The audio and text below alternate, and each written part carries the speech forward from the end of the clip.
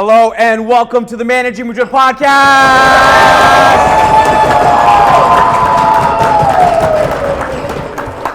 Wow, what an honor. Toronto, this is our favorite podcast city, right? I think this is number 4 or 5 we've done here. Mine is. I can tell you that much. Yeah, I think it's at least number 4. Yeah. We love coming here. Obviously, it's a special, Toronto, Canada is a special place for us because we have several Canadian members on staff.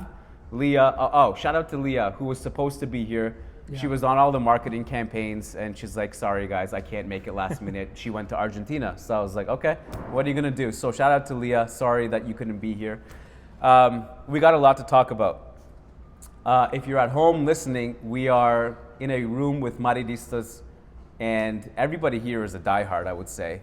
We care deeply about this club. We got jerseys from all different kinds of seasons in the room. We are very passionate, and it's an honor for us to be in a room with passionate Madridistas, like truly. Yeah, it's been a great experience this weekend.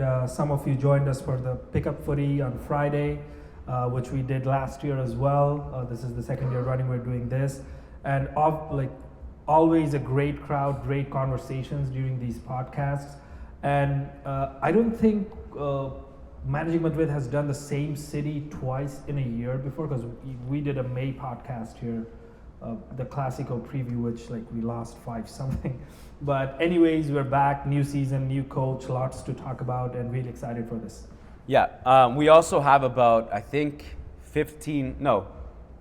8, actually I exaggerated. It's about 8, 9 prizes to give away. Yeah. So we're gonna do trivia later. I hope you guys have brushed up on your Real Madrid trivia, and you're gonna come and try to win as many prizes as you can. I have one rule for the trivia this time. Everybody has to put their phone in front of them. Except me and Kian. Have we had cheaters before? We have. We have. So everybody needs to put their phone in front of them when the trivia is going on. We've got some great questions lined up. Some of them easy, some of them not so much. So we'll have some fun during the trivia. It's also going to be very interactive, as I told you guys before we started recording. I just wanted to get a quick survey in the room. 50-50, yes or no, black or white question, okay? Raise your hand if you're optimistic about the Xabi Alonso era in this season. Okay, and one guys, this is amazing. This is real life. We don't get these kind of people on YouTube. Yeah. Everybody's angry. Wow, more in-person podcasts. I love this. What's that? They're a lot younger on YouTube. Yeah, that also could be the case. Yeah. Okay, cool. So, and one person who was kind of, even if it was no, you felt so much social pressure that you wouldn't have said no. You were kind of like. I think I've been on Twitter too much. I've let people explain me to the Xabi. I think I have faith now. Right. Okay. Cool. That's good to know. All right. So we're gonna have you guys ask questions. Max, do you want to start? Yeah. Are you yourself optimistic about Xabi Alonso's era at Madrid? The question was, are we optimistic about Xabi Alonso era? I actually am. I think part of it is that there's a lot of trauma from last season that has carried over to the fan base this season. And so whether it's fair or unfair, the losses against Atletico and Liverpool were magnified threefold, because it's also carries on from last season to this idea that we still can't beat the elite teams. And I actually think that's a fair criticism. When I say I'm optimistic about the Xabi Alonso era, I also don't want to say that there's no problems and it's flawless. Honestly speaking, if we played tomorrow, if we played PSG or Bayern or Arsenal, I believe we would lose that game. Absolutely trash. So, but I also so until proven otherwise, I don't think we're at that level. But what I think Xabi Alonso has done, he's raised the floor of the team. I think our pressing has been better. He's gotten the attackers to buy into the defensive work rate, and he has wing backs now that he didn't have that Carlo didn't have last season. That by default we're better than last season. And I think some of the kinks we have to just be cognizant of the fact that it takes time. I was looking at several numbers before we started recording. One is that, statistically speaking, our press is the most aggressive it's been in years. We're winning the ball higher up the pitch more than ever. And it's kind of weird to bring it up now because I feel like against Liverpool and Rayo, that actually disappeared. And one of my criticisms is that we're not bringing the same pressing intensity to every game. Like against Liverpool, he was too conservative. He went with a more possession-based model to try to defend by controlling the ball, and it wasn't as incisive. We didn't press as well. But the other number I was looking at was that at the point where we beat Valencia 4-0, and it's so funny how mood changes. Yeah. We had the Clásico and then the 4-0 Valencia, and we're all like, oh man, this is unreal. And then, of course, the next two games went to shit. But at the point we beat Valencia 4-0, statistically speaking, it was the best start Real Madrid manager has ever had since 1961, Miguel Munoz and Alfredo Di Stefano and Ferenc Puskás. And I was like, how can you be too critical with that? There's fair criticism, but to think that this project is a no-go. And one of the things we have to get into is that these reports in the Spanish press in the last few days about there's a revolt against Xabi and the players are against him, which is total bullshit. You and I talked a little bit about it in the mailbag yesterday for our members. I am. It could have been a yes or no question, so I went on a rant, but yeah. But there are many layers of being optimistic with this. Why I am optimistic about this Xabi Alonso era is this is giving us the chance to have a fresh perspective on a coach since Zidane the first time. Because when Mourinho arrived, he was already an established coach, won the treble, expectations were high. When Zidane became the coach the first time, the expectations were not high. We could objectively see what's wrong, what's right, praise something, criticize something, stuff like that. When Zidane came back the second time, we already had the Zidane's first stint at the back of our minds when we were comparing anything in his second stint. Same thing with Carlo. When he arrived the first time, things were great for a little bit, then not so much. But when he came back the second time, we were talking about what has he done since leaving Real Madrid the first time, Napoli, Bayern, Everton, all that stuff. Now, yes, Xabi Alonso has won an unbeaten Bundesliga title, but he's still fairly new as a coach, fairly fresh as a coach. And at a club the size of Real Madrid, this is basically his first big job or mega job outside of Leverkusen. So we have that chance to have a fresh perspective and not just compare, he did this in 2018, he's doing this again. Nothing like that. We can week in, week out, we can analyze and talk about things objectively with a fresh perspective. So I'm excited for that. I'm excited when we're beating Valencia 4-0 and then I'm not so excited when we're getting absolutely outplayed by Rayo and Liverpool. So, but we're talking about these things, I think, with a fresh outlook that we probably didn't have the chance to do during Zidane's second stint and Carlo's second stint, which basically followed each other outside of that 4 or 5 months of Lopetegui and Solari in the middle. I think our record is we only have 1 draw, 2 losses, and 13 wins. So that's still top 2 in Europe. I don't think only one that has a better record is Bayern. Yeah, and what Kian was saying, that we have the best record since 1961. I think even after, so we had 1 draw and 2 losses basically, right? So even after the Rayo draw, this still ranks pretty high in the 21st century record for starts. Yeah, I also think Real Madrid is never measured at this time of year. One thing I was thinking about, these group stage losses in the Champions League that are often bad happen almost every year, even the ones we won the Champions League. You remember Tottenham in 2018? Tottenham is one that stands out actually. The 3-0 at 3-1. I don't remember we scored that game. But it was the performance was so bad that the discourse was Pochettino completely outclassed Zidane. We're tactically out of our depth. This team will never win the Champions League. I mean, and then maybe this is a bit of such a weird example to bring up because it's an outlier, but you remember the PSG first leg in 2022, Yeah. where like we literally couldn't put a pass together. Like if you, like, so many people in that moment were like, this team needs to be overhauled. Yeah. Everyone needs to go, and then we obviously beat PSG, and then the week after that was the 4-0 Clasico loss to Xavi, and then everyone was like, oh well, the PSG thing was a fluke, and like this is what the team is, and then it's just over and over again.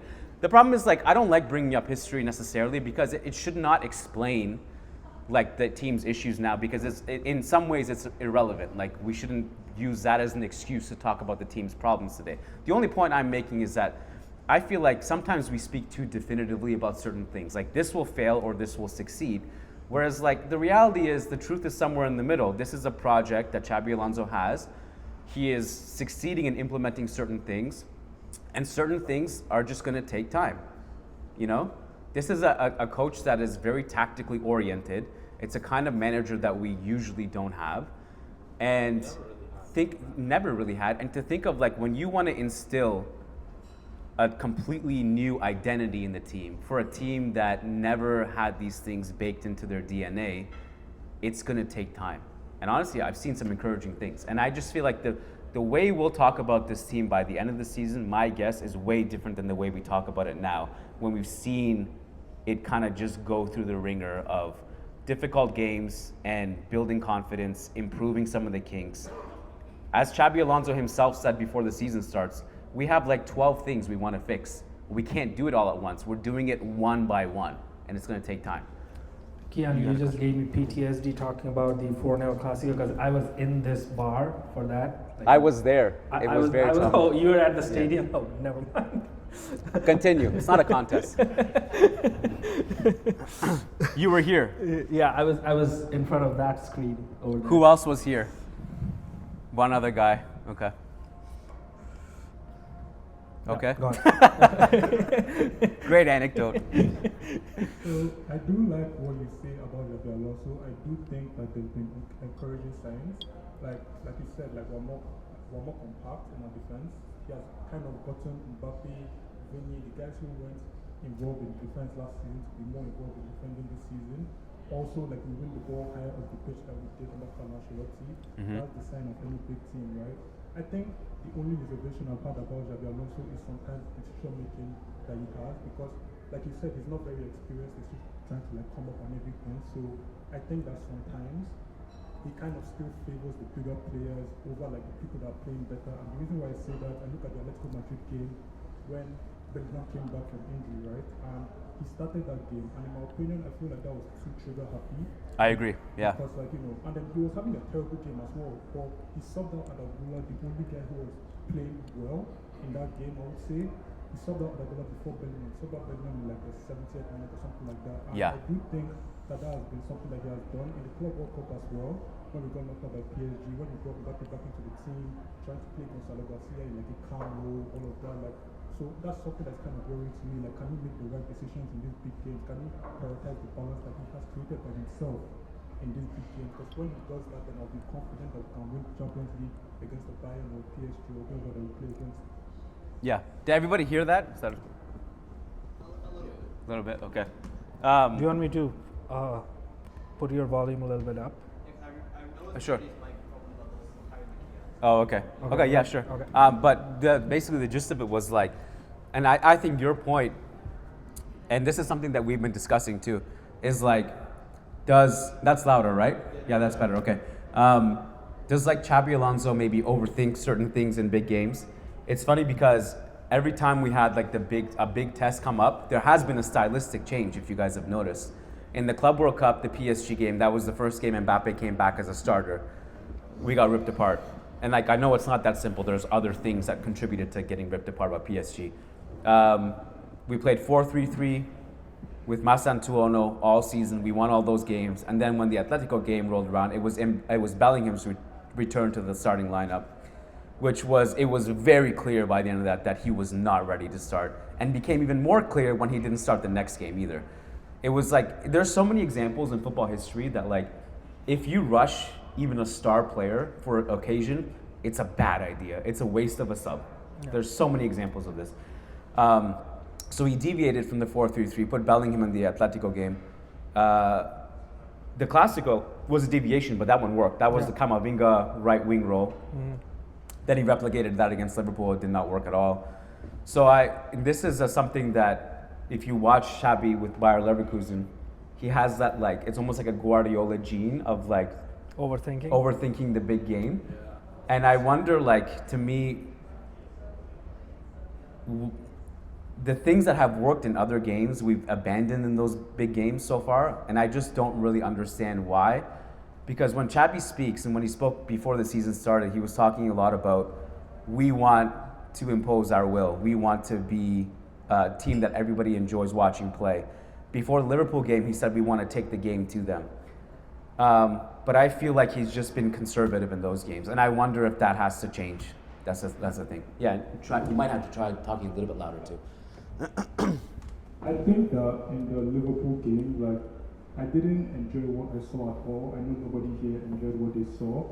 It's a bit naive to think that you can go to Anfield and take the game to Liverpool, in my opinion. Sure. Everybody knows Liverpool. He played for Liverpool. He knows Liverpool better than anybody. So to go to Anfield and think that you can kind of like take the game to Liverpool is just a bit naive. Like you said, like he tried to control possession in that game. It didn't really work out. Liverpool is always going to come with energy no matter their form. So going into that game like that and the way that we played, it's just worrying signs again. And like you said, like the big test, like we're failing. I feel like the only big test that we're past this season is the Barcelona game. I like what he did in that game with Camavinga and Bellingham kind of covering the right, because we need that balance in the team, right? So I like that, but I do think that most of the big tests that we're faced this season were kind of failed. And again, worrying signs from him. But except from that, like, you know, I'm optimistic and I do have hope in this.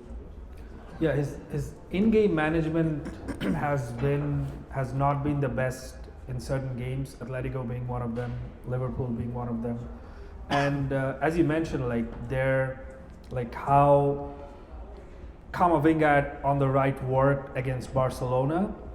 Just to like assume that the same would work against Liverpool, I think that was the wrong approach in my opinion. Because as Kian was mentioning, that he sometimes can overthink. Sometimes the overthinking works. Camavinga at right wing was probably not a straightforward decision, but it worked. But then to just do it the same way that it would be the same in the next game against Liverpool, that was just not the right approach in my opinion. So yeah, these things have to be taken into consideration, I think, going into the bigger games going forward into the season, because Barcelona was the team was good, but when that's the only big game you have won, then it kind of looks like it was a fluke, and then you were battered against Atletico, Liverpool. So these are the things he have to improve on his in-game management going forward. Do you think it's a home and away thing? Like I actually rewatched the Clásico and the Liverpool games. The Clásico was enjoyable to rewatch. The Liverpool game was not. But in that first half against Barca, that was probably the best pressing half I've seen in years. Like from a pure pressing perspective, I was so happy we approached it that way, because one of the things I hated we did last year against Barca was I felt like we gave them too much respect. We sat back, we let them be in their comfort zone, and the momentum just shifted because of our decision and the way we approached those games. Whereas like in that game, in this year's Clásico, we went at them. We didn't let them escape their box. Like every time they had a goal kick, anytime Szczesny had the ball, Kubarsi had the ball, they could not do anything with it. And I also liked that game because it was tactical versatility, which is what Real Madrid is all about. In the second half, we went into a lower block and we defended great. And our transition attacks could have been better, but I saw tactical versatility in that game. And in the away games, I feel like we've dropped off in our intensity against Atletico and Liverpool. Show of hands.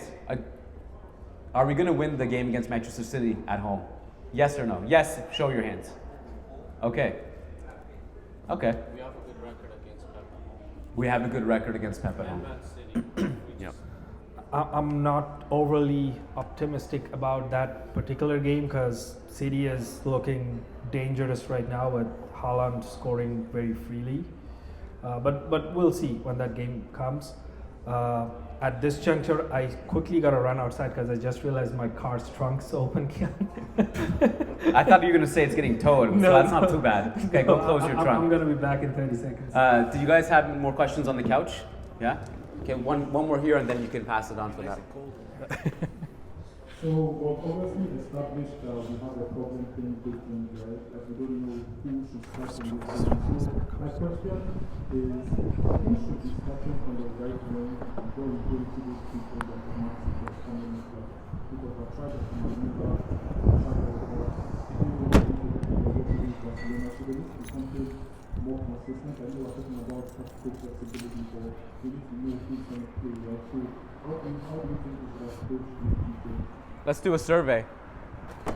Right, so let's assume that Vinny and Mbappe are starting. Who does that third spot go to? Masantuono, raise your hand. Couple Masantuono stands, I love it. We're a dying breed here. Brahim Diaz.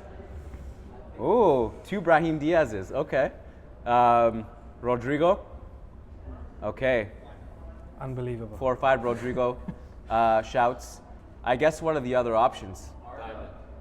Diamond. 4-4-2 Yeah, I think the diamond. with like like so you have basically Camavinga or you have Arda and Jude, Fede, Chouameni. So diamond 4-4-2.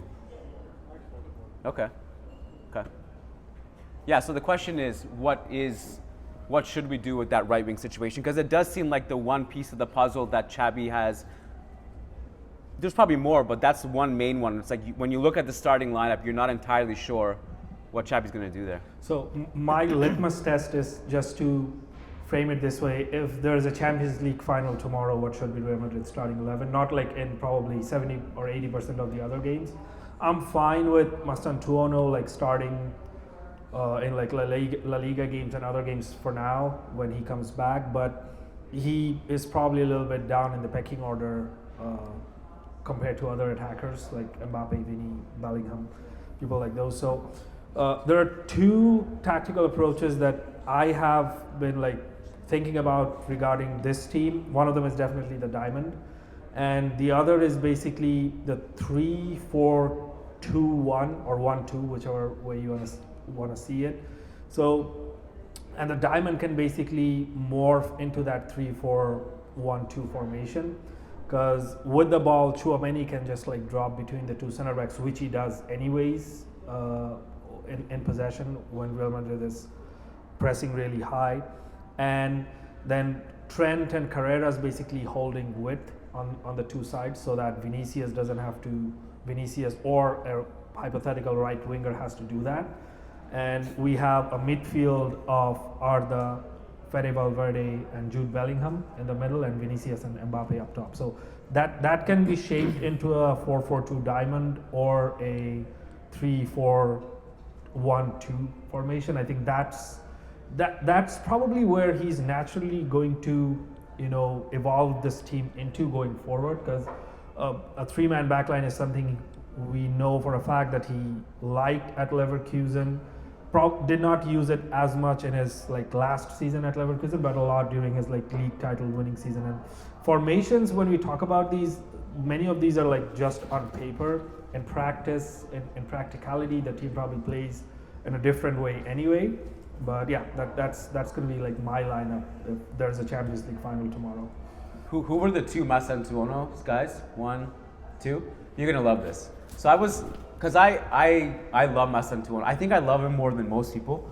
Like sometimes when I praise him on the podcast, people are like, "You're glazing him too much. He's not that good." I kind of get it on some level. I was speaking to one of these analytics guys on the phone like a couple days ago, and he was telling me that he was looking at StatsBomb data, like some of the more like advanced stuff that is not publicly available. And he said that Masantuono's ball winning high up the pitch is like, up until the point he got injured, was like the best in Europe. And I was like, I think people see him play and make a bunch of mistakes and he's not like the traditionally fast dribbling winger that we're used to. Like, he's not Gareth Bale. He doesn't have that speed, and he makes a lot of mistakes because he's a teenager. So it's like it's like frustration with him, and even those who believe in him are like, okay, well, he's kind of for the future. Why is he starting now? I do think like the main reason that Xabi puts him in the lineup, or was putting him into the lineup until he had the pubic injury, pubalgia, the pubalgia pandemic. The Lamine Yamal injury. Yeah. No, Lamina has chlamydia. Oh, sorry. I don't think the podcast picked that up, so that's good.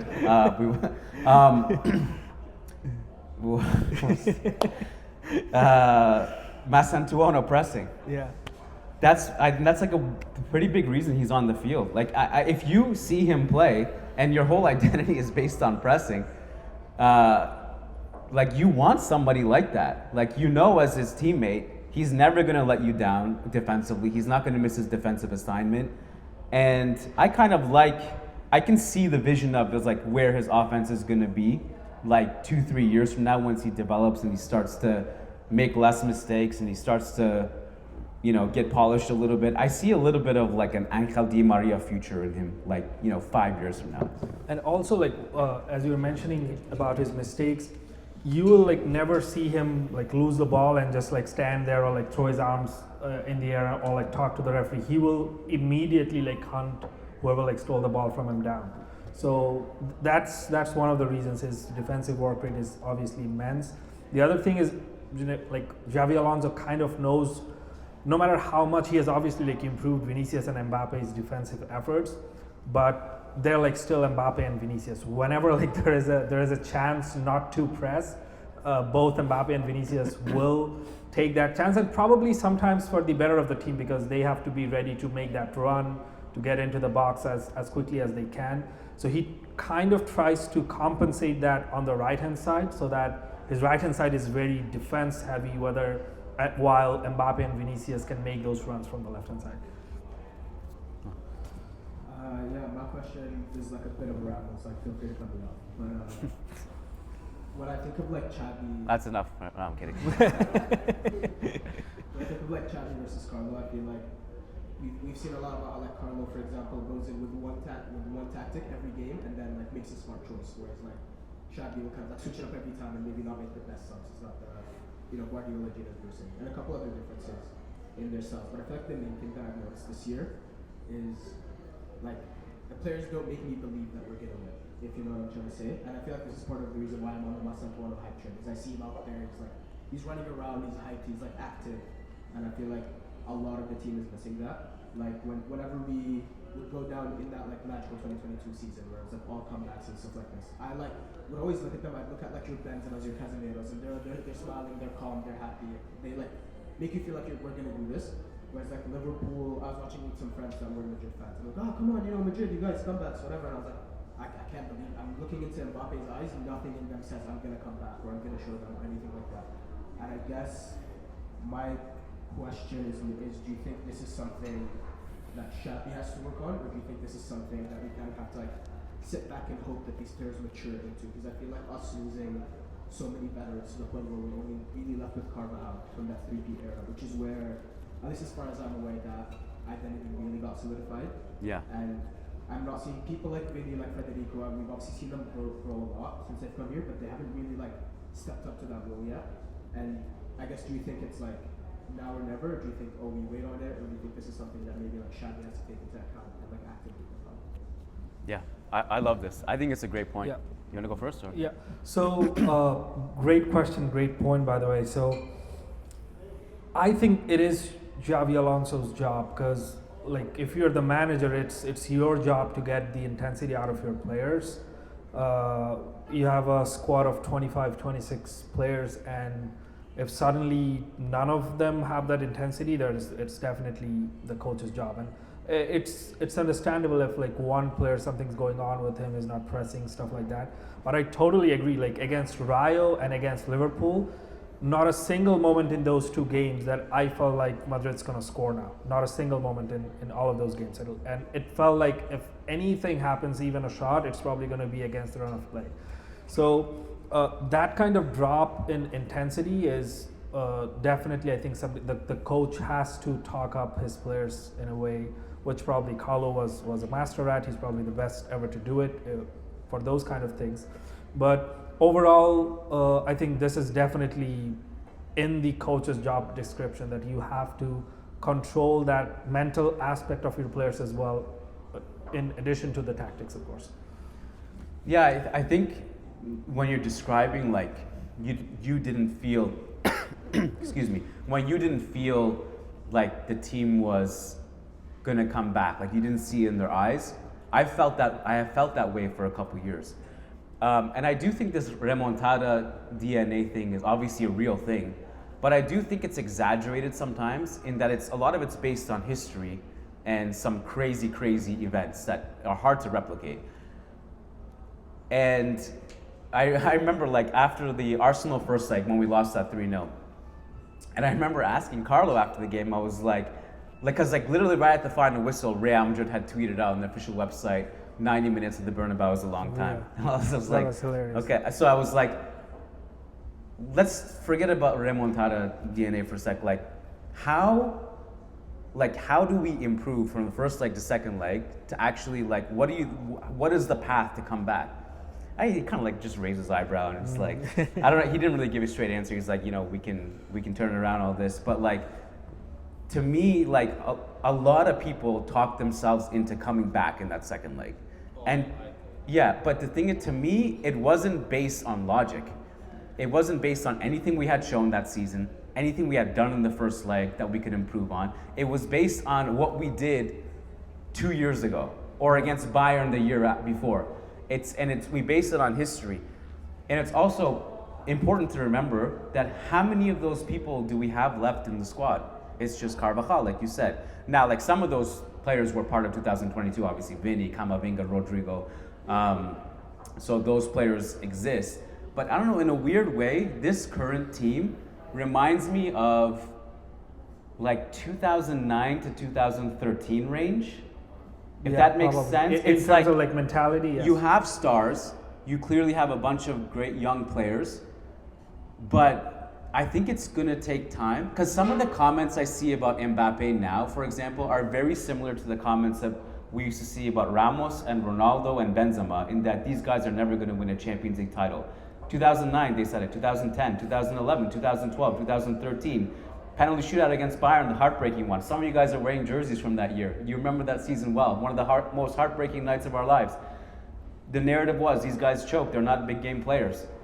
And then it took 5 years for them to get over the hump. And I don't know what's going to happen. But I feel like some of the conversations we have now about this team is similar to those conversations we had about those great players too. It might take time. But to answer your question, I think it's those leaders, like, sometimes you got to go through the fire together for those characters to kind of just form, for those leaders to arise. Because we don't really have those players anymore. We don't. Like, we just don't. Yeah. And we kind of also lack that killer mentality, and our players, for some reason, are very selective about it. If you guys refer back to the Clásico this season, their intensity was great. Their attitude was great. They were like they were willing to bully the Barcelona players. Like Pedri is lying on the ground and like Bellingham is shooting a ball at his face or something like that. So I like seeing that in our players when they're like supercharged, super hyped about an occasion. Obviously, like the crowd helps, but in previous seasons we have seen like when it's the home crowd, the team is very energized. When it's the away crowd, no matter how hostile that crowd is, the team's like mostly unfazed by it. But now we see like Rayo away kind of like unsettle us somehow. Anfield, very tough ground. We like won 5-2 or 5-3 there like 2 or 3 years ago. We have won 3-0 there in front of this tough crowd. So Atletico, tough crowd. That's why we get like battered in front of them. I just don't buy that as a Real Madrid player. Not just because like as a Real Madrid player, all of these players have played in huge games. We have players who have played in a World Cup final, multiple Champions League finals. So like a fancy light show and like synchronized chants at away at Atletico or Rayo should not faze you, because you have like gone through those steps in your career to be at where you're at right now. So some of those things like do make me feel disappointed that like getting phased by the opponent atmosphere is so not a Real Madrid thing. One more and then, did you guys have one here? Okay, Josh, okay, go. Yeah. Is it okay if I ask a non-tactical question? Absolutely. Of course. Yeah. I've been listening for a little while now, so I apologize if you guys have talked about this, but I would love to hear like about your personal journeys, like how someone from the East Coast of Canada, the GTA, Leah from Ottawa, all get linked up and hooked up, and now you've got press passes to Valdebebas, you're interviewing global superstars, and kind of like by extension over the past little while, like what's the perception like inside the club? If you ask a question in English in a press conference, like what's the vibe for managing Madrid inside the club as well? Whew. I'm trying to figure out where to start on that one because that could be pretty long-winded but I'll try to keep it to the main points and try to make it as exciting as possible and exclude some of the boring details. So my story was that I was telling you a little bit before we recorded too. I grew up in a small city in Canada, Halifax. And so I was a diehard Real Madrid fan because my dad was. My dad was a Real Madrid fan before I was born. So naturally, we were watching all the games together, and I didn't really have anyone to speak to about football. Like it was a very, very small group of people, and those people were Prem fans. So I just loved the idea if I could make this into a career, right? So I remember at the time, I was actually doing a lot of work, like covering the Toronto Raptors. I would go to some of the games here. And I remember sending my resume to Lucas Navarrete, who was at Managerial Madrid before me. The story of Managerial Madrid was started in the US by Gabe Lesra and the guy who co-founded the blog, his name was Josh Zlayton. Zlayton, that was right. And then so SB Nation bought the blog from them. It became a thing. Lucas joined it. Lucas helped take it to another level. And Lucas started to apply for media passes, so he started it. And then when I joined, we started to really take the podcast seriously and it went from like a once in a blue moon show to a weekly show, and now it's almost daily. Like we're recording a lot, right? And I think the evolution of our presence within the club and our connection within the club, and then our connection with agents and just kind of people in the loop has evolved over time.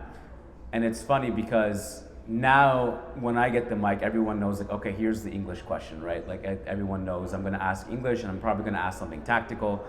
And I remember last season, one funny story was that when you go to Valdebebas, okay, from Canada, you want to travel from Toronto to Madrid. I don't know if any of you guys have taken that flight, but it's usually a red eye.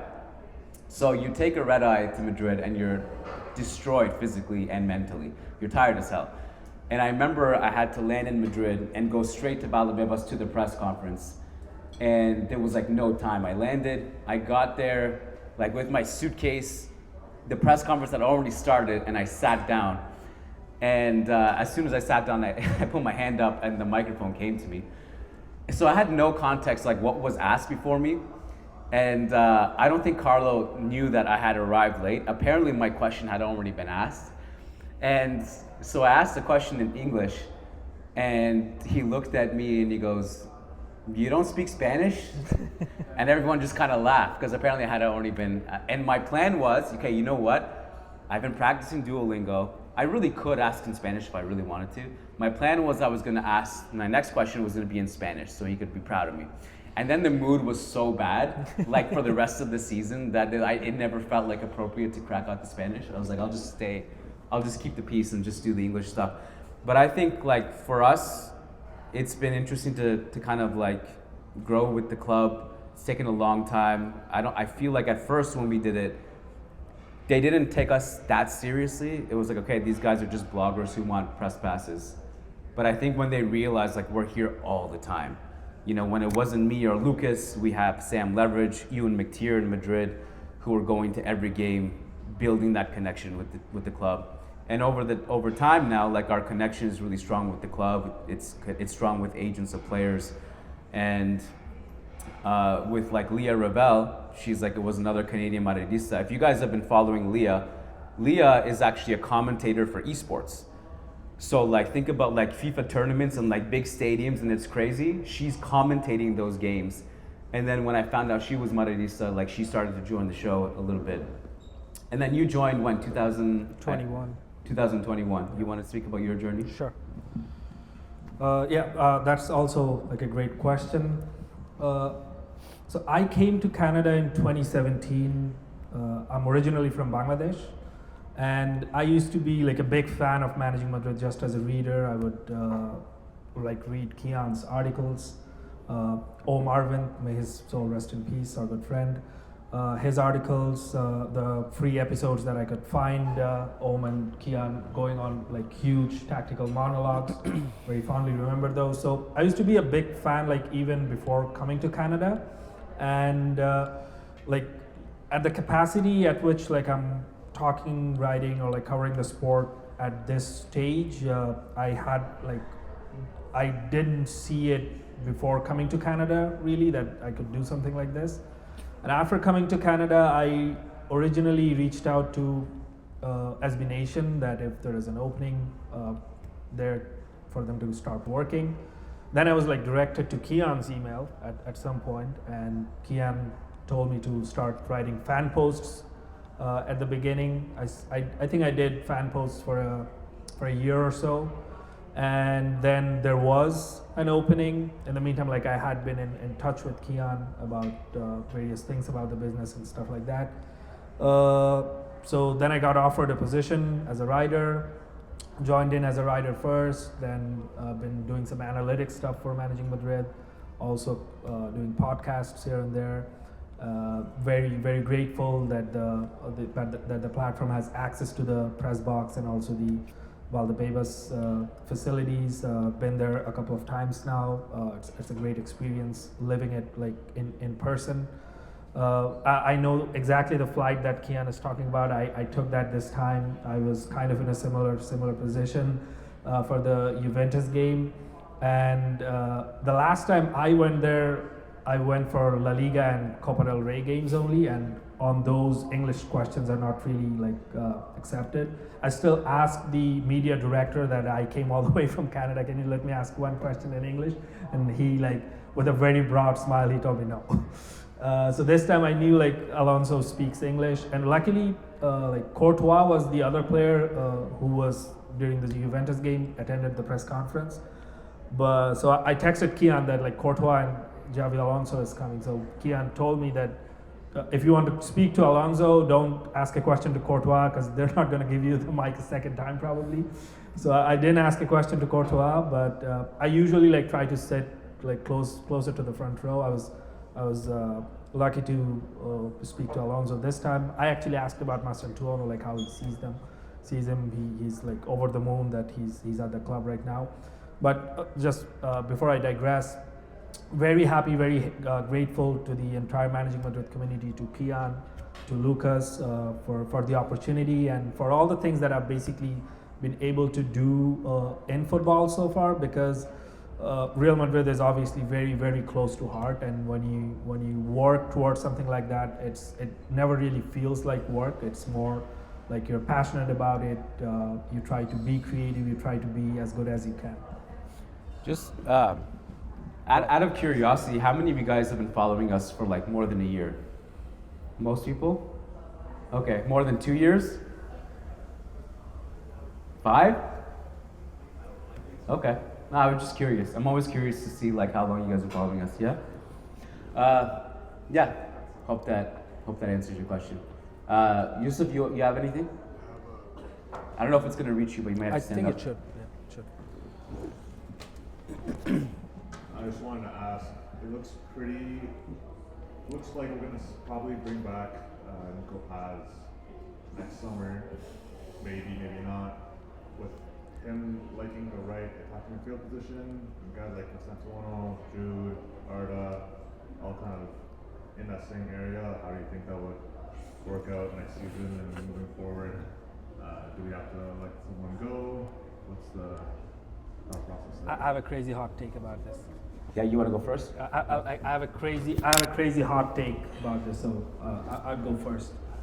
The question was, just in case people at home didn't hear, was Nico Paz. Yeah, Should so he the be question brought back? was if should Nico Paz be brought in as the right-sided attacking midfielder at Real Madrid next season? I think one, A, he should, and B, this is my hot take, he's better than Goulet. I have been following Como for managing Madrid, and also because I like Argentina, so Argentina Real Madrid connection. Now here's I just gave my hot take that he's better than Goulet, but I'm gonna try to rationalize this.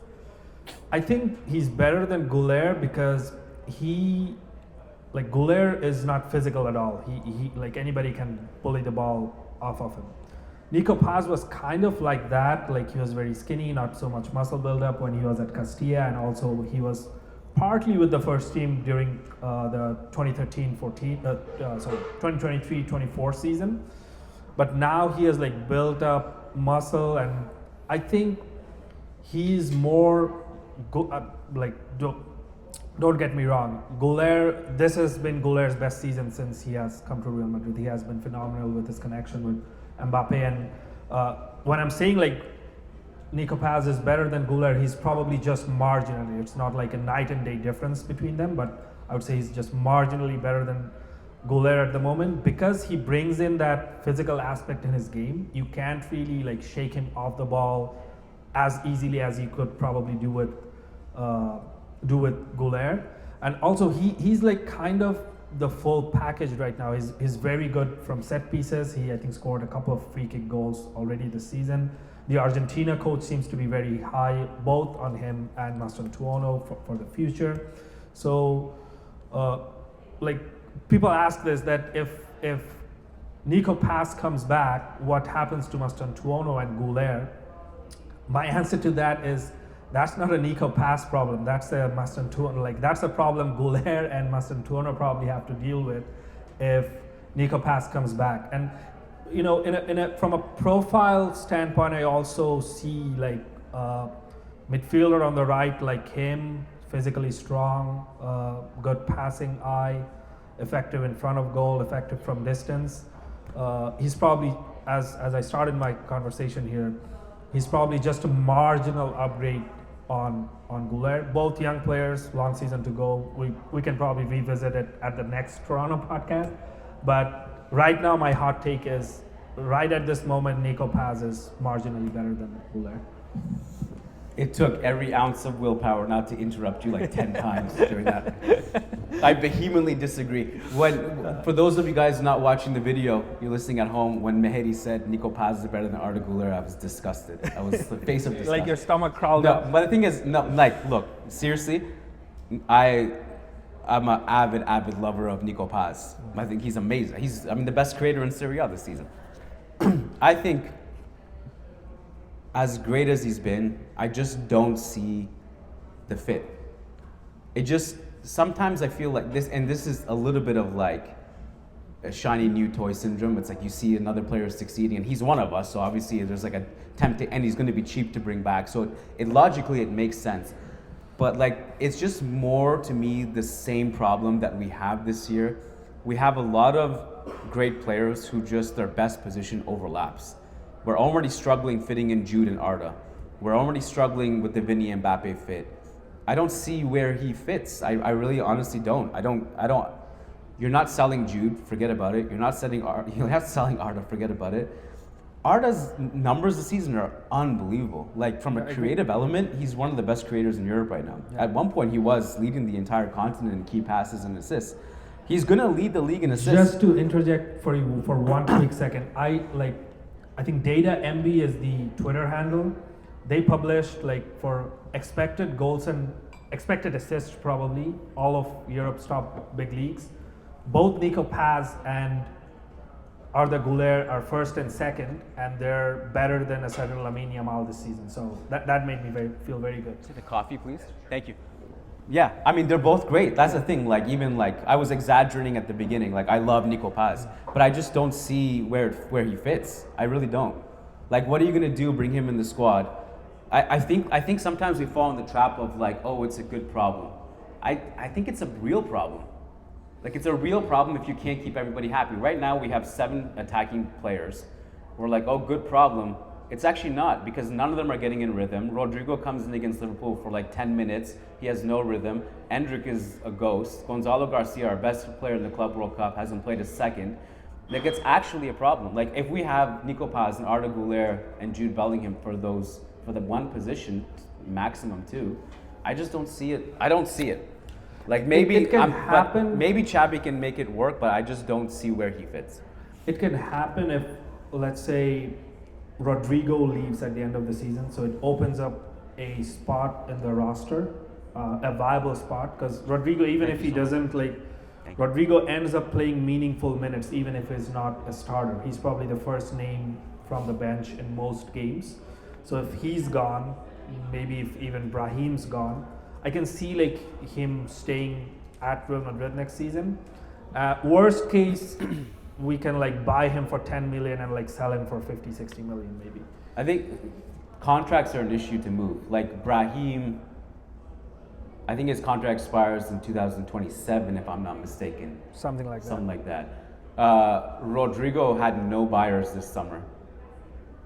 His value is going to plummet after this year more. So like unless someone buys him for cheap, but I don't know. I think it's going to be difficult to move those contracts. I don't know. We have to like ask Ronaldo to buy him for Al Nassr or something. We'll come back to you. Yeah. Saeed, do you have something? You're mid-eating. Do you want us to come back to you or you want to? Yeah. All right. Sabo, you got anything? No? How over here? You might have to come. Yeah, because my mic actually doesn't go. You can just reach.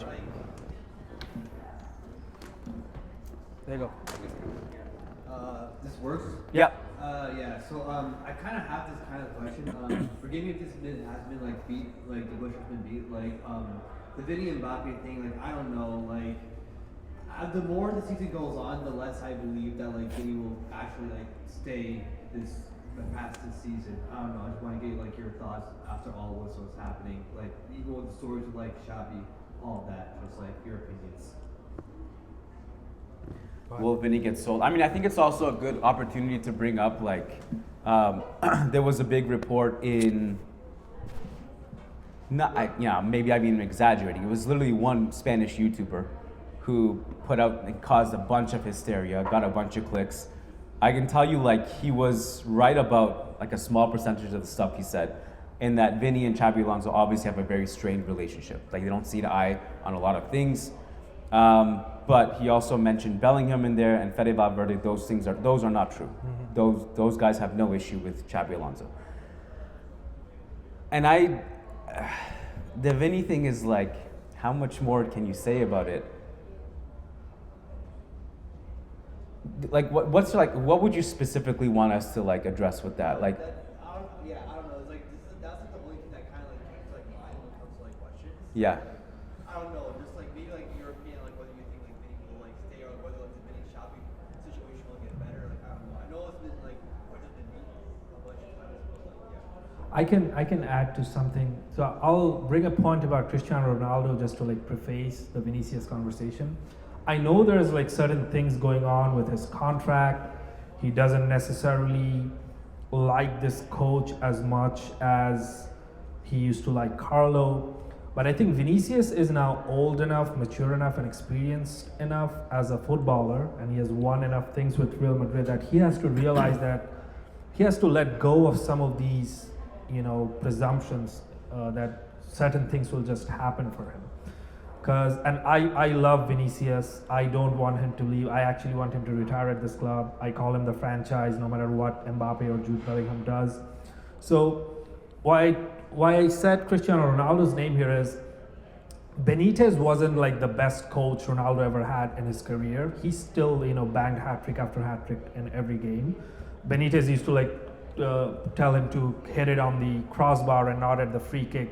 Like they had a whole beef about this. When Ronaldo had a contract situation, what he did was he didn't stop scoring goals. He just stopped celebrating them.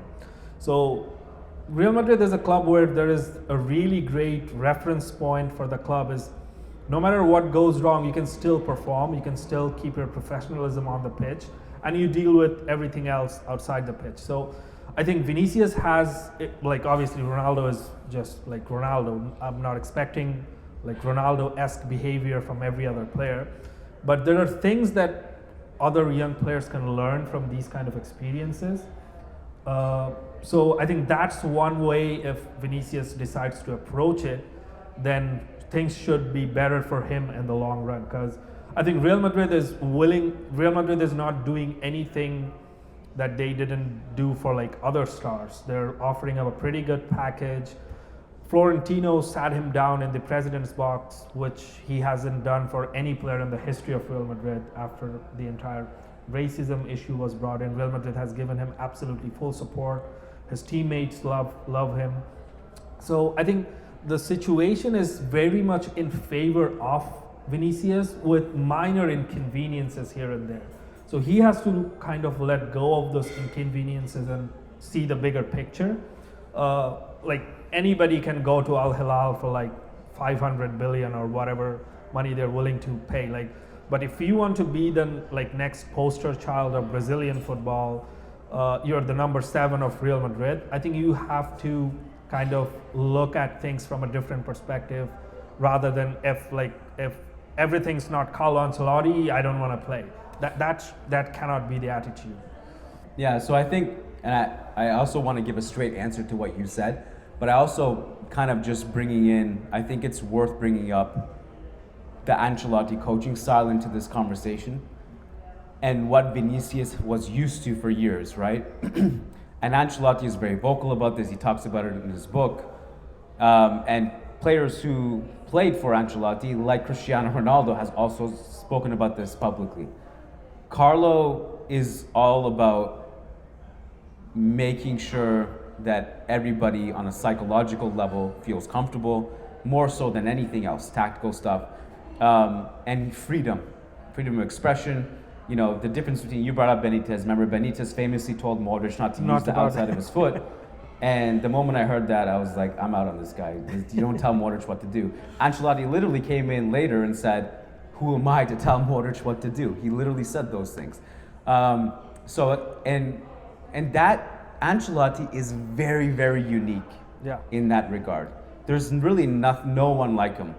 There are like examples like him, like Vicente Del Bosque. Like in modern football, like there's nobody quite like him. He's so unique that if Vinicius wants that, he's literally not going to get that anywhere, apart from Brazil now.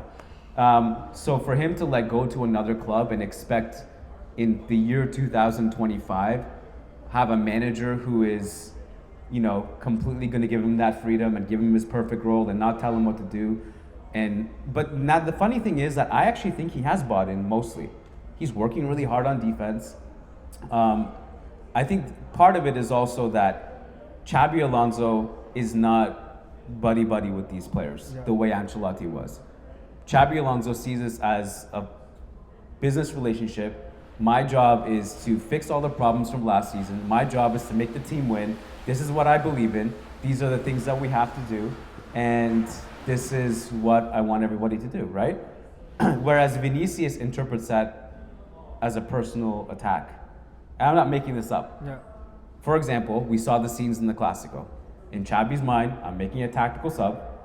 Vinicius looks like he's gassed. He's not defending as much as he was earlier on in the game. We have Lamine Yamal versus Carreras. Rodrigo can come in and defend and help him with transition attacks.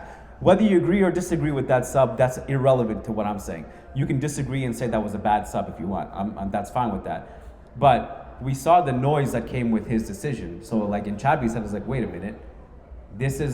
So if I bench somebody, this is what I have to deal with. This is part of managing Real Madrid. It's a different beast. And in Vinicius' head, it's like, okay, he doesn't like me, right? And so I just one more point. Vinicius, it's not just him, it's also his camp and his entourage. Yes. They're at the trainings, they're upset, they're taking the board members out for coffee, they're saying our player needs to play. And so he's been starting those games now. And I've said this before, like what I've heard and what Vinny's camp has told me is that Xabi Alonso doesn't like him. But that's their version of the story. we don't know Xabi Alonso's version of the story because Xabi Alonso doesn't talk shit about anyone. Yeah. He doesn't leak anything to the press. He completely he stays quiet. He says everything's okay. Vinicius is a great player. We're counting on him.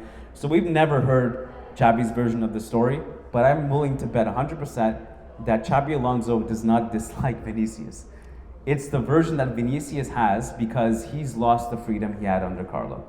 And so if Carlo would let Vinicius take Bradley on against Liverpool 100 times, lose possession 20 times, Xabi gets frustrated with that because Xabi also sees the potential efficiency in Vinicius' game. We were talking about this yesterday.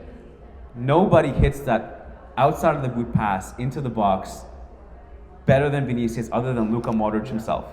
And like when we see Vinicius hit those 1 to 2 touch passes into the box instead of his teammates, that's like the kind of efficiency that Xabi Alonso wants to unlock in Vinny. And so he's basically trying to tell Vinicius do this, do that, and Vinny wants total freedom. And so these are some of the incompatible. I don't think it's going to get solved.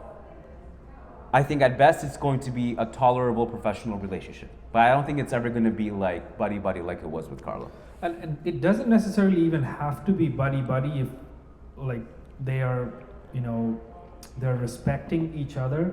When Xabi Alonso first arrived, I think during one of his like first press conferences after Vinicius joined the Club World Cup team, Alonso's first thoughts about Vinicius was, and he said it publicly, you might have been in one of those press conferences, that we have to do everything in our power to keep Vinicius smiling, because as long as he's smiling, he's going to thrive, something like that. So from that position where the relationship is right now, that doesn't just happen if the coach dislikes you. Vinicius also has his own part in it. I'll finish it by just like asking you guys one question. Did you guys see what Carlo did with Estevao for his driving license? Anybody knows the story? So just a little bit more on like Carlo Ancelotti's man management. So Estevao, he's I think the youngest member of this Brazilian side, and he had his driving exam, but Ancelotti is like Ancelotti. He could be Estevao's grandfather. So he was kind of scared to ask Carlo for permission that he has to leave the training camp of the national team for his driving test. But he, got the courage and still asked him that I have this test scheduled, can I leave? So Carlo said like, yeah, you leave. But Estevao was like still pretty concerned that if the coach is mad at me that I'm leaving training like this. So he went on and he passed the exam. When he returned, he saw Carlo was the first guy like waiting outside the door of the training ground, like anxiously waiting to know if he passed or not. And then he got like kind of excited knowing that he passed the exam. And during like one of the meals that the team shares with everyone, he kind of like did a toast and asked everyone to stop and celebrate that Estevao got the driver's license. So no one at Real Madrid is ever getting treated like that under Xabi Alonso. He doesn't give a shit if you can drive your car or not. He means business. He wants to talk about the football. Both approaches are fine. Like your coach doesn't necessarily have to care about if you're getting the driver's license or not. But at the same time, that's why Carlo Ancelotti is the GOAT when it comes to man management, when it comes to making those human connections with the players. Now, whether or not it tactically translates into performance 100% of the times, that's a different conversation. But Estevao's like, he's going to give every inch of his performance, like whatever he can for Carlo from now on. Same thing happened with Rudiger, so many other players at Real Madrid. But at the same time, they have to realize this is just Carlo Ancelotti. 99% coaches are not going to be like this. They have to approach that environment differently. Yeah, I mean, I think this opens up a whole fascinating conversation about Ancelotti himself. Because one of the things, like, I don't know if you guys listened to my podcast with Diego, the Churros one. One of the things I always argue with him about because he believes, like, oh, football must be played this way and Barcelona are superior, right? Which is obviously bullshit. But to me, like, I would always argue, no, actually, that's a weakness of your club. Because that's the reason why you're not as successful as Real Madrid. And I always bring up Carlo Ancelotti because the reason why, literally, it's interesting because I read both Ancelotti's book, Quiet Leadership, and Phil Jackson's book, 11 Rings. They're literally the same philosophy. It's not about tactics. The whole book, I don't know if you guys are familiar with basketball at all, but I'll make it quick. The Bulls and Phil Jackson had something called the triangle offense, and it's like this tactical thing. But in the book, he explains that it was basically nonsense. We didn't use that. The whole game plan was whatever Michael Jordan wants to do, whatever Kobe Bryant wants to do. The triangle was this thing we kind of just pretended to do for 1 or 2 plays just to say we got others involved, but we let them dictate, the best players dictate. It wasn't about tactics. It's all about egos, man management, and you know, nurturing those egos and massaging those egos and making sure everybody gets unlocked. Ancelotti is the same way. And I always said, like, that's actually the correct approach. Because in the end, no matter how genius you are tactically, if the players are not happy and unified, it's not going to work. Now, obviously, like, it's an extreme too. And I will say, I think it was time for Carlo. His cycle had ended when he left. Mm-hmm. That's fine. But I also, like, with Xabi Alonso, to me, he is a mix of both. Yes. He's not the extreme of Carlo. Mm-hmm. I get that. But not everyone can be that. Like, and he's not Conte either.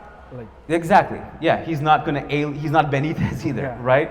Or he's not like Jesse Marsh. I love Jesse Marsh. I don't know why I brought his name up. But like Jesse Marsh is like kind of like that, you know, very analytical. He's kind of like a cult hero of the Twitter tacticos, right? Yeah. Because he's like, oh man, we can be like that. That could be us one day. They think they can be Jesse Marsh.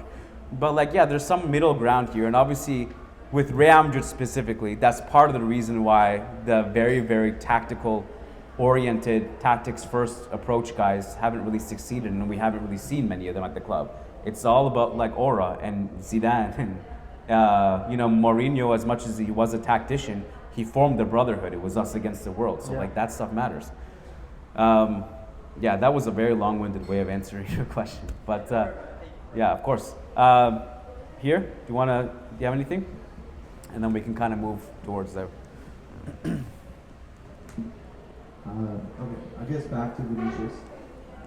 A bit closer to it. Sorry. Ever since the whole world Ballon d'Or debacle with Rodri, him missing out on that, I think is kind of BS. But ever since then, he hasn't been the same player, Vinicius.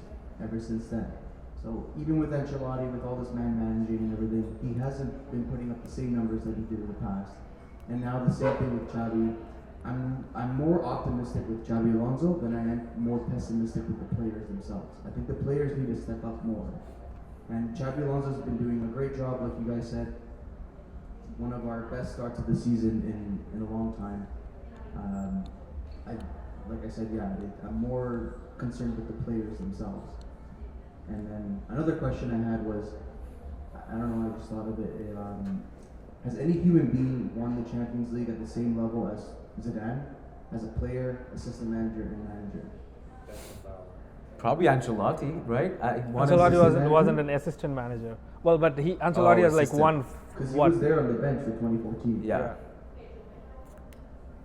Other than that, I don't know. Someone can I don't look think it up. Beckenbauer was I have assistant no idea. coach. Yeah, assistant manager. That's a rare one. Well, I'm pretty sure like someone. That's probably even rarer because Zidane also scored in a final. So scoring in a final, then assistant coach. That's probably no one else has done it. Yeah. Yeah, because Ancelotti hasn't scored in either of the finals that he won as a player. Yeah, I mean, that could have been a trivia question, man. That would have been a good trivia one. I agree with you about the player buy-in part. You and I were talking about this yesterday. I actually like when I watch Real Madrid play. I don't know how you guys feel. When I watch Real Madrid play, there's not really any player who I'm like, oh, that guy's not buying in. I don't know. Like I feel like they're working hard. It's just some of this is just it might take time. You know, I don't really have like even Vinicius, who was the guy who's in the media all the time. Like when I watch him play, I'm like he's working really hard. Like I don't have really an issue with any of the players not buying in necessarily. Some of this I think is media fabricated. Like a lot of the reports in I think the last week or so, it's international break. You guys realize like we never see these reports like during the season when it's not international break? Like how come that it's just not a thing when there's it's PR. Yeah. Did you have any other thoughts? Not a lot. Just to bring in you and I were talking about this in the mailbag yesterday. So I think the buy-in of the players is mostly all right, but the problem is within their intensity, and they have to up their intensity to kind of execute some of the strategic things that Xabi Alonso is trying to do. Because I was telling this to Kian yesterday that structure and intensity, they might feel two concepts that they're like very further apart, but they're actually intertwined, because during some times the structure will allow you to bring that intensity out, and in some cases the intensity will make you fall into the structure that the coach wants you to. So I think mostly the players have bought into the idea, because this is a very young squad, and young players, they're like more hipster, they're more aligned with technology and stuff like that. So it's not a problem of buying in, it's a problem of like they're picking and choosing where to be more intense, the Classico versus the Rayo game, which has to be like more normalized. You have to bring out that intensity. You have a big squad. If you're gassed, the coach has options to bring out from the bench. So there's no need to like conserve energy or stuff like that. Just go be intense in every game and see what happens. I'm cognizant of the time. Yeah. I could be here for hours, but we have to squeeze in trivia, and we have to squeeze in, make sure that everybody is included in the group photo we're gonna do before anyone has to leave. So I would still want to hear from everybody, but maybe we can just kind of move at a faster pace, Sure. and then make sure we get to trivia. Who's next? Go ahead. Okay, what's up, guys? This is fun.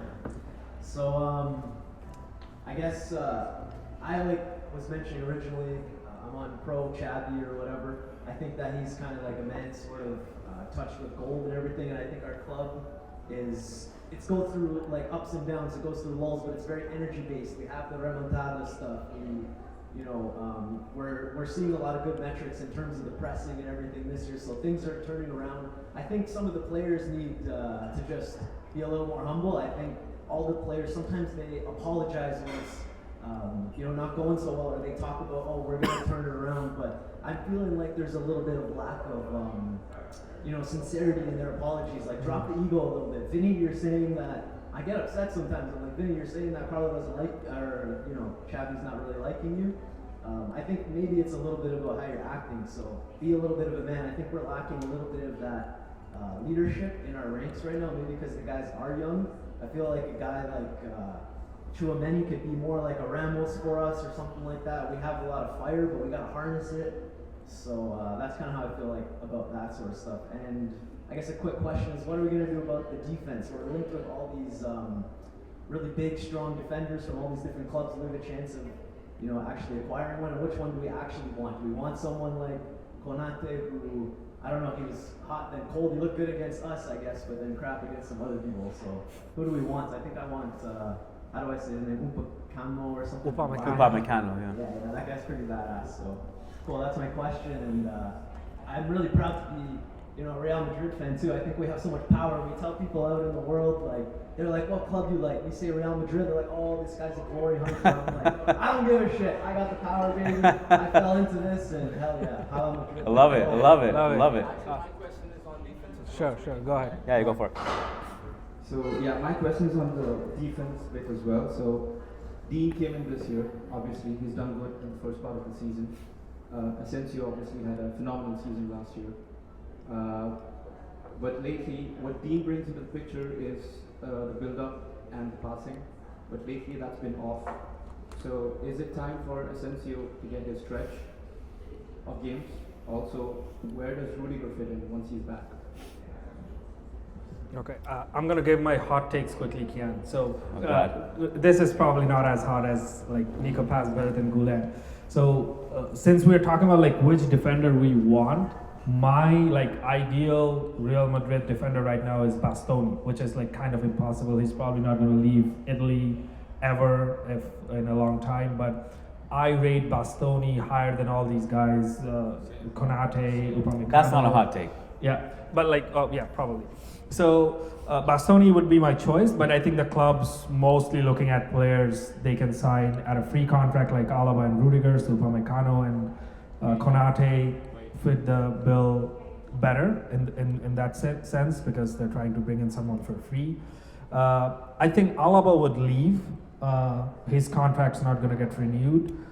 I give a 50-50 on Rudiger getting renewed because he might just stay on for another season, a one season renewal. In that case, I wouldn't be completely surprised if we don't sign any center back at all and just stick with Rudiger for one more season. That's that in terms of signings. What else did you have, Kim? Lucas, who has sources, is adamant that Rudiger will not get renewed. So I don't know. May or may not happen. I don't know if you saw Florentino today with his exchange with Rudiger. Yeah. He was like, "You're gonna go play NFL now? Like it's a time." What was I gonna say? Nice way to like throw someone out of the club. Like this sport is done for you. Play NFL. Right. So I mean, Alaba is going to be off the books. So the ones we know for sure are going to be in the squad, we guaranteed next season is Militao, Asensio, and Housen. I agree with your point about Housen too. You were saying it right. I mean, he's a project kind of for the future, but obviously he's playing now because we're trying to develop him and he's trying to improve. I think he's been shaky, especially in games where there's high intensity. He needs to be better on the ball, especially if he's like a ball-playing center back. He needs to be sharper with his passes, and hopefully that comes with maturity and age. But I kind of agree with you. Like if we're going based on meritocracy and form, Asensio and Militao is probably our best center back pairing right now, and it might be a good message to send to Housen. So those three for sure. Jean Martinez, who obviously is a Castilla center back, who I'm very high on, but he's still a teenager. Arbeloa actually had some comments about him. So obviously he still needs to be polished. So that leaves, if Rudiger, let's assume Rudiger leaves. Yeah. Now we have that roster spot to fill, which is the mishmash of Upamecano, Or Konate, who are the two free agents, right? Am I missing I think somebody? Lukeba is his name. Lukeba is one of the other names that have been. Margehi. I like that guy. I think I he's a... think I'd rather have Gehi over Upamecano. So I think what happens is, like, if both Rudiger and Alaba leave, we bring in one center back, but he's basically going to be playing the Rudiger role that Rudiger played in his first season, where Alaba and Militao were still first choice, but he would right back in his first game actually. So and he comes in whenever like one of them is injured. Housen has been struggling lately, but if they click or like if they're playing well together, I think Dean Housen and Eder Militao is like the dream center back pairing you can have right now, because one of them has that physicality, the other has the passing range, just perfect. But Housen is obviously going through a tough time. I think Xabi Alonso will stick to that for a long time, even if Asensio is going through good form. I think he sticks to Housen and Militao as long as he can. You could go either way. Like Matt was writing about this on the website too, that like it's a bit of like I guess a message of faith if you keep playing him. Mm-hmm. And Xabi Alonso might be okay with his growing pains, trying to develop him and form that character arc, and he gets better as he just kind of goes through the fire. All right, we have Renee. We also have you as well. Forgot your name. Sorry. You want to go ahead? You want to pass the mic? Yeah. Go ahead. I'm going to bring up the questions. Hala Madrid. Hala Madrid. Let's get a quick Hala Madrid like energy boost. Hala Madrid. Hala Madrid. Let's go. Yes, I like the energy. Back to the Vini Mbappe chemistry. Well, I really don't know about Xabi Alonso, because in my personal opinion, Vini is a starter in any team. He goes to the Premier League, he's a starter. I really don't understand what kind of tactical plan Xabi Alonso can have without including Vini in the 11. But my question is, Vini Mbappe chemistry. Should Real Madrid be worried about whether or not they have chemistry? That's just a short answer. To me, the answer is of course they should be worried, because it's been a season and a half, right? We haven't really. I was pretty wrong about it, honestly. I thought this was going to be amazing, like lights out. I was like, because we saw Vinny and Rodrigo too. Like I think back a lot to Manchester City 2 years ago. Remember when Carlo did that thing against Manchester City where he went with Rodrigo and Vinny up top at home, and it was a 3-3, the Fede banger. It was a crazy game, right? And the way he had it was basically Rodrigo would go to the left, Vinny would go middle, but they would switch, and it worked beautifully. And I'm like, okay, well, if you just put Mbappe there, it's going to be lights out. Obviously, it's not that straightforward. We had dips in form. Mbappe struggled in the beginning, then Vinny struggled, he came back. We're kind of seeing glimpses of it, kind of not, but like it's a valid concern for sure, like because probably these two aren't going to go anywhere. Mbappe is for sure not going anywhere anytime soon. Vinny is maybe like there's a higher percentage point that he would leave because of the situation, but even then, that's not a straightforward divorce. Like he's not, to find the team who would afford him, to give him what he wants, that he would be happy with. That's not Saudi. It's not an easy thing to part ways with. So like basically you kind of have to make it work.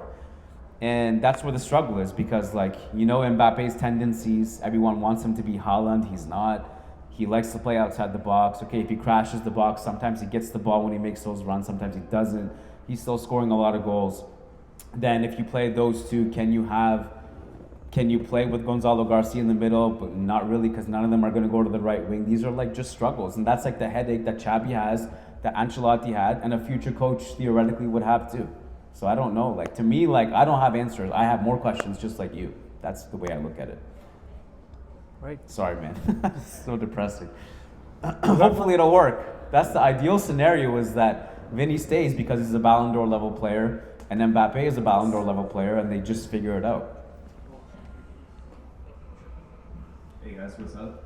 What's up? So a few things before I just say my question. I agree with you that Nico Paz over Arda, the Arda Glaze is just Welcome to the Nico Paz too much. Club Toronto. Arda's just getting bullied in the midfield too much. Barca was a flash in the pan winning the league. I don't think they're going to repeat. They look like crap. Okay, so my question is with Gonzalo Garcia. So why isn't he starting? Is it more like to do with Kylian Mbappe's entourage, Vinny's entourage, getting in the minds of the board saying like, hey, why aren't you playing us over this guy? Or is it Perez or somebody else saying like, hey, you gotta play our superstars, don't play Garcia? What do you guys think? I think it's a Xabi decision, and oh my God, they're showing the Spurs and Wemby's playing, so I'm gonna be super distracted. Come back to football. Sorry. So I'm surprised, obviously, that Gonzalo Garcia has taken such a backseat. I mean, we all saw how good he was in the Club World Cup. I was watching highlights the other day, like Trent crossing to GG, goal, assist, like one of the best crossers in the world, and then GG like coming alive, like on the world stage. Everyone's like, who is this kid? We knew how good he was, but we didn't know he was this good. But he was amazing in the Club World Cup. My explanation early on the season was that, well, Xabi Alonso has Rodrigo and Vinny on the left, Mbappe and Gonzalo Garcia in the middle, Masantuono and Brahim Diaz on the right, and then Endrick somewhere in the shadow realm. And if GG is going to be Mbappe's backup, well, which Mbappe backup in the world is going to play much? It's not going to be much, right? But I'm still like kind of confused about it because like that game against Valencia, we were up 4-0. Yeah. It took minute 85 for Mbappe to come off in that bloodbath. With Liverpool the next few days coming up, like what was the reason we couldn't put GG for like 30 minutes to get him some rhythm? I didn't understand that part. I still don't get that part. I don't really fully understand why he's not playing, especially given that he can help us with the profile he is. I don't get that part either. Especially like the Club World Cup, like it was amazing. And Xabi Alonso was talking about like how amazing he was. So I'm confused about that too. Does Mbappe never want to play on the right? Because why wouldn't you just... It's a good, okay, so to me, the Mbappe right wing thing is, it's a, literally like logically speaking and theoretically speaking, it would make sense. He played there with France in the first World Cup. He's played there with Monaco. He can clearly do it. Sometimes he goes to the right wing, like in the flow of the game, and he just cooks people. He's won penalties from the right wing. In theory, it would work, I think. But is it realistic? I honestly don't know. Like, it hasn't come up. I don't think I can ask Xabi about it next time, and he'll Maybe, just yeah. not answer it. I don't think it's realistic because Mbappe, I was talking to Kian about this, that Mbappe is very well PR trained. So he's going to go to the right hand side here and there to make it look like that he's helping the team. But if he has to play as the out and out right winger so that like someone like Gonzalo Garcia can come up into the team, he's not going to do that first. And second thing is, it's been a while like he has played right wing. It's like asking Gareth Bale to play left back in like 2016, or like asking Sergio Ramos to play right back in like 2019, something like that. Like yeah. So he's like past that phase in his career where he used to be like an energetic right winger, and that actually happens with a lot of players. Like Robin van Persie was a right winger for both Arsenal and Netherlands at one point, and then he became one of the greatest center forwards of his time. So players don't like at a certain stage in their career, after a certain stage in their career, they don't like going back to their previous position, and I don't think Mbappe is going to the right wing for those reasons. Oh, probably not. No, it's more of like a theoretical conversation that I think like why wouldn't it make sense? But for the reasons you put, it's not realistic. Yeah. But to me, theoretically, it makes sense. No, to also, even if you're like talking about theoretically, we can argue that if he's your like best goal scoring threat, let's keep him as close to the goal as possible. And Yeah, but my argument would be, I still think he would bag a lot of goals in the right wing because he's going to be in the attacking third, having the same scoring opportunities that like a Vini or Massantuono would have. Like, you even see like Goulet and Bellingham are getting a ton of goal scoring opportunities. I think he would still bag goals and assists. That's my theory. We could also utilize him if we played a diamond off the right as a right striker and then Vinny as a left striker. I think that could work. Yeah, in a 4-4-2. Yeah, in a 4-4-2, but what I would do is I wouldn't have him like hold Vinny Sant on the left at all. So he's like middle, bend your right, runs to the right, but don't go to the left. I think it would work. If we restrict this position, so to say, I think it would be very good. And because we see them two holding hands, and I don't think it just works. They should be like us. When the only time they should be close is when they're like celebrating a goal. But that's it. Because I've seen enough of them on the left, and if it's either you choose one of them to play on the left, because but like Vinny and Rodrigo had a better partnership. They could kind of be closer to each other, but Mbappe's not like he's not as technical as Rodrigo, so I just it doesn't work in my opinion. So, okay, really quick, and then we can go to Said, and then we can do trivia. Okay. I also wanted to ask, do you think about like him coming in on the right? Would that encourage him to get in the box more? Because like if he's close enough to Vinny, he might try to just like come get right off him, like he was saying. But like we've seen a bunch of these Vinny crosses go to absolutely nobody, and maybe Mbappe, if he's playing more right or even more centrally, could kind of be able to see that pass better and like find himself in the path of the ball when he's running in from the right. And I feel like that can maybe just like help us out a bit with a bunch of these times where we like are playing a low block, we get past everybody, and then no one's in the box to do anything about it. Yeah. I think he would, in the same way like when Bale and Ronaldo were on the wings, they were in the box a lot and scoring a lot. I don't know if you guys watched France's last international break game. I guess not today because he didn't play today. Yeah. But the one before that against, who did France play? I watched it. Doesn't matter. But I think it was to Ekitike. Mbappe has this really nice one-touch layoff to Ekitike in the box. And when he has that striker to play off of, it increases the team's overall production, and by default, probably his. I mean, I also think back to like when he played with Giroud. That was great for him because he could play off of Giroud when it would work, and Giroud commanded the gravity in the box, and it just made sense. So to me, yes, I think he would still. Said, do you have anything? And then we'll do trivia. Skip it? That's it? All right. Okay, let's do the trivia because I want to get that done. and then we can just hang out at the bar and we can just talk about everything, like anything if you guys have lingering. Is that cool?